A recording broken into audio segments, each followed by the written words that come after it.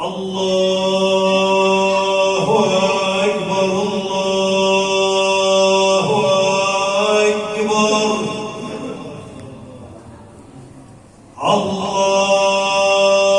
الله أكبر الله أكبر أشهد أن لا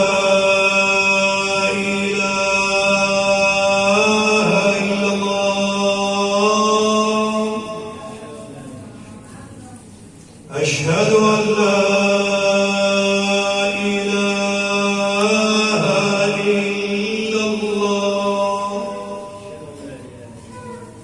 أشهد أن محمدًا رسول الله أشهد أن محمدًا رسول الله حي على الصلاة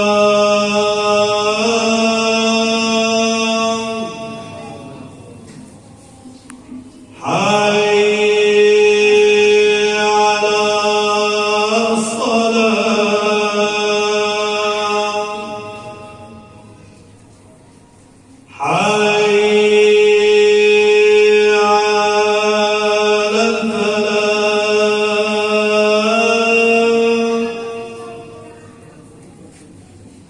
حي على الفلاح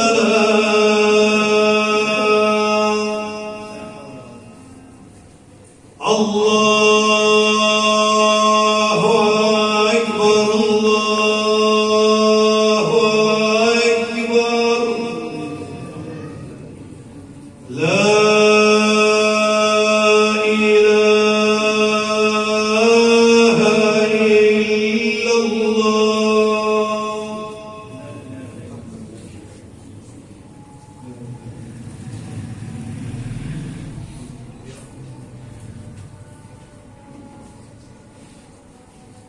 الحمد لله رب العالمين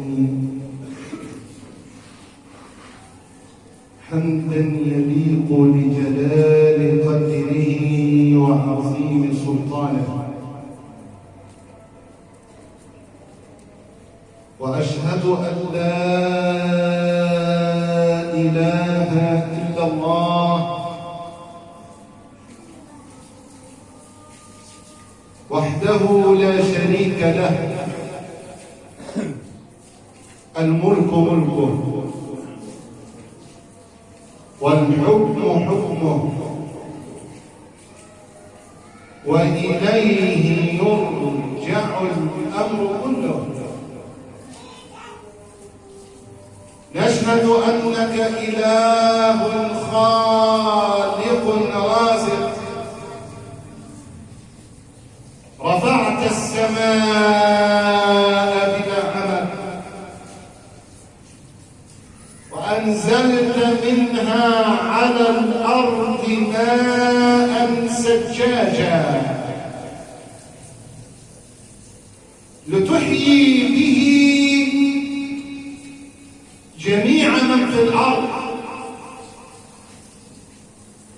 ونشهد أن سيدنا وحبيبنا وعظيمنا وشفيعنا وقدوتنا سيد الأنام سيدنا محمد السيد الكمل المفضال اللهم صل وسلم وبارك عليك سيدي يا رسول الله وعلى آلك وأصحابك ومن اهتدى بهديك وتخلق بأخلاقك وسار على نهجك إلى يوم الدين أما بعد فيا أحباب الحبيب المصطفى صلى الله عليه وسلم آيات بينات من سورة النازعات كانت تتلى علينا قبل الآذان، منها قول الله تبارك وتعالى: إن في ذلك لعبرة لمن يخشى أأنتم أشد خلقا أم السماء بناها رفع سمكها فسواها وأغطش ليلها وأخرج ضحاها والأرض بعد ذلك دحاها أخرج منها ماءها ومرعاها.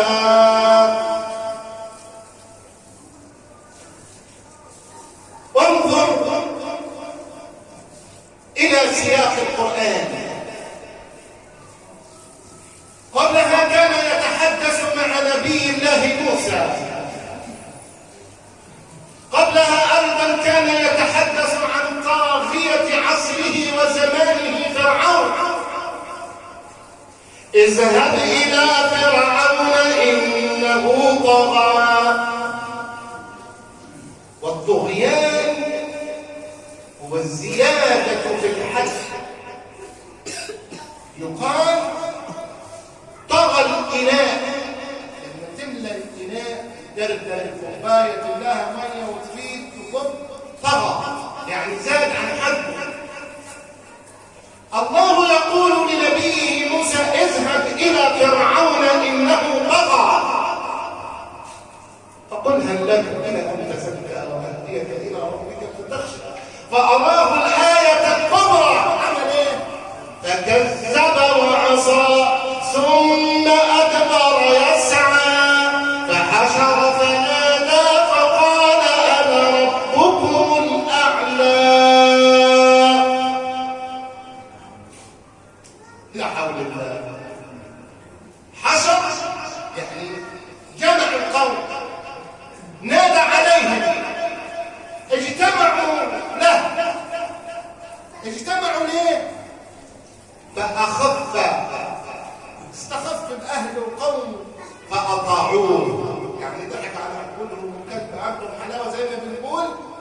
فمتبعينه، يا ريت متبعينه في الحق، يا ريت ماشيين معاه على الطاعة، ده ماشيين معاه على الظلم والطغيان وأكل حقوق الناس ونهب الأموال وسفك الدماء وغصب الأراضي. لا حول الله. اذهب، مين اللي بيقول؟ الله. يقول لمين؟ لسيدنا موسى، وهو أعلم بحال فرعون رب العالمين. اذهب إلى فرعون إنه طغى. وهذا الخطاب بمثابة رسالة لي ولك. خلي بالك من نفسك. إياك أن يتسرب الغرور إليك. إياك أن تدخلك الدنيا. إياك أن يدخلك الكبر. إياك أن تظن أنك أفضل أهلك وقومك. إياك أن تستبد برأيك. إياك أن تتعالى على من تحب وعلى من لا تحب، لأنك بهذا تتشبه بفرعون وأفعاله ومن معه. زد في الطاعة، اطغى وجاهد في الطاعة، قم الليل، صم كثير، زود في الطاعة، زود زيادة، طغيان زيادة، زود في الطاعة، زود في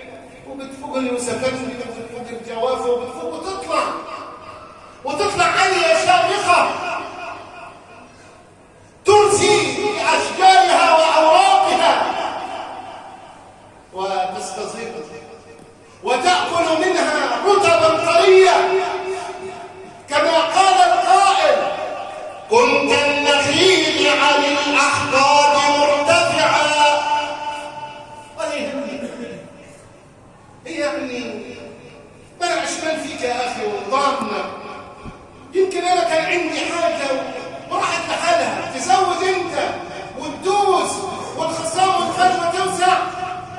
كن كالنخيل عن الأحقاد مرتفعا، خليه زي النخل. شوف النخلة فين والبلحة فين. أما نعمل فيها إيه لو كانت النخلة على الطريق؟ كل واحد لو مؤاخذ يملى حفر طوب، كل واحد عشان ياخد بلحة طرية حلوة يا أخوي. أهو تكون زي كده، ما تبقى زي فرعون وأتباع فرعون. كن رسالة حب ورسالة نور كنبي الله موسى لفرعون. كن كالنخيل عن الأحقاد مرتفعة، ترمى بحجر فترمي بأطيب السبلين. هو يقول لك أبوه وكذا وكذا وكذا، ابتسم يا عم الشيخ، ابتسم كذا لما يقول لك هو نسيان روحه. ايوه نسيان روحه. امال انت في قول الله تبارك وتعالى والكاظمين الغيظ والعافين عن الناس. انت حافظ بس، حافظ تقولها عن منبر، حافظ تسمعها للعيال في الكتاب، حافظ تعلمها للعيال في المدرسة ولا في المعهد. الطاعة ليست حفظ، الطاعة ليست حفظ، والتقوى ليست حفظ، إنما التقوى هي عمل بالتنزيل والاستعداد ليوم الرحيل. ايوه مش انت كنت راجل حافظ القران تكلم ويقول لك لا طب انا حفظها دي. الله، المصيبه ان انت حفظها، ما هي البلوى الكامله اللي انت حفظها هيدوس عليك يوم تسأل يوم القيامه عن علمك ماذا عملت به. انت مفكر ان انت عشان انت راجل عالم تؤمر وتنهى؟ لا، دي قبل ما تؤمر وتنهي كن انت شمعة تضيء الغير. والكاظمين الغيظ والعافين عن الناس والله يحب المحسنين. ده مش معناها تنزل قصده وهو المكسيكو تروح تقول فلان ده بتاع بس دعت الولد، هو ما اتكلمش بس دعت الولد، يبقى فين كسم الغيظ؟ فين كسم الغيظ؟ جاء اعرابي يتعلق بالحبيب محمد صلى الله عليه وسلم. واحد من العرب مسك سيدنا النبي من هنا. تعال انت في الزمن دلوقتي لو جالك واحد مش هو طبيعي انت مش هتخليه يمسك وانت جاي شايف وزعلان، هتوه هو جاي من الدير لغايه هنا. لا، ده دخل مجلس حضره النبي وعدى الصحابه وراح ماسك في سيدنا النبي كده بيه. سيدنا عمر مش مصدق،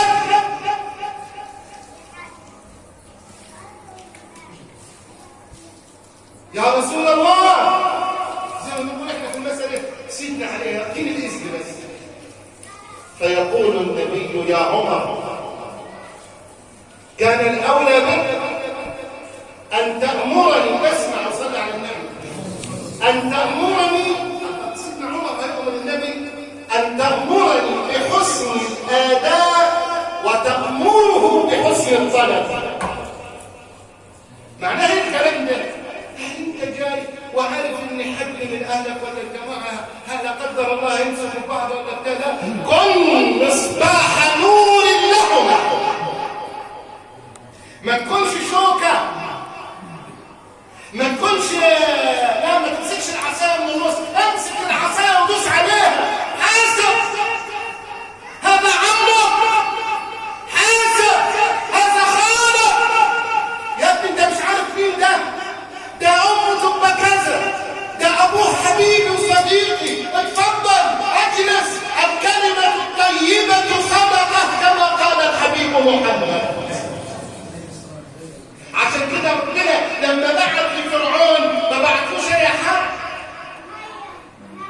تبعت له نبي الله موسى، نبي ورسول من أولي العزم، حتى يعلمه بطاعة ربه ويخبره بظلمه. اذهب إلى فرعون إنه طغى. هناك آية تانية يقول إيه؟ سيدنا موسى، طب أنا هروح لفرعون ده لوحدي، هروح كيف طولي؟ هروح لجنده والعساكر والقوة وعتاد وظلم وجبروته، هروح لوحدي، عاوز حد يكون معاي. فسيدنا موسى يقول لربنا ايه؟ طب خلاص انا هروح، بس عاوز طلب منك. كلام مقدر محذوف في القرآن، بس مقدر يقولوا عنه اهل العلم. اطلب يا سيدنا موسى. قال رب اشرح لي صدري. خلي صدري الفواسع عشان استحمل. احسن هيقول لي كلام ممكن اللي صدره ضيق مش هيستحمل، بدل ما يروح يصلح ينقل الموضوع تبقى العركه معاه هو بعد ما تصلوا على رسول الله. لكن اللي صدره واسع ولا يهمه ما يكون من هنا وصول. قال رب اشرح لي صدري ويسر لي امري واحلل عقدة من لساني يفقهوا قولي واجعل لي وزيرا من اهلي. اقول تاني، واجعل لي وزيرا من اهلي هارون اخي اشدد به عزري واشركه في امري كي نسبحك كثيرا ونذكرك كثيرا انك كنت بنا بصيرا. قال قد اوتيت سؤلك يا موسى.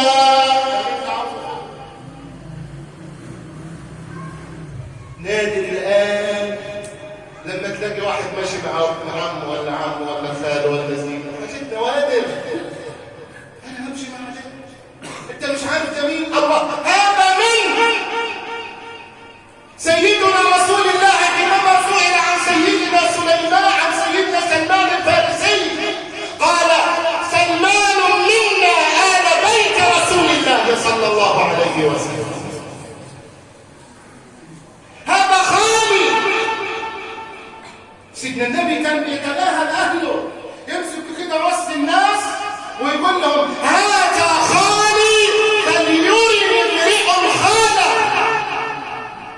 انت الان مش عاوز تشوف خالك، مش عاوز تشوف عمك، وبعض العائلات مش عاوز يشوف امه ولا بنته ولا عمته ولا خالته. لا حول الله. الله يقول في القرآن وأولو الأرحام بعضهم أولى ببعض. الله لو عملت ايه؟ ابن عمك وابوك وخالك أولى. وسيدنا النبي رتبها إن لبيتك عليك حق وإن لولدك عليك حق وإن لزوجك عليك حق وإن لجارك عليك حق فأعطي كل ذي حق حقه. ويقول في حديث آخر كلكم راع وكل راع مسؤول عن رعيته. الإمام في أهله راع والزوج في بيته راع. كل واحد راع في أهله مسؤول. ماذا تقول لربك يوم القيامة حينما يسألك عن صلة رحمك؟ تقول له ايه؟ انا زعلان مع عمي بس لصالح نسيبي، ده انا رقم نسيبي 50 واحد من غيري. لا حول الله. هم فين واولي الارحام بعضهم اولى ببعض في كتاب الله. نسيبك فوق العين وفوق الراس واهلا وسهلا بيه واعطاك الزوجه الطيبه وهو خلى اولادك. هذا شرف، والشرف الاسمى والاعلى ان يكون الانسان متعلقا برحمه، لان الرحم يوم اللقاء والعرض على الله تتعلق بحق الرحمن وتقول يا رب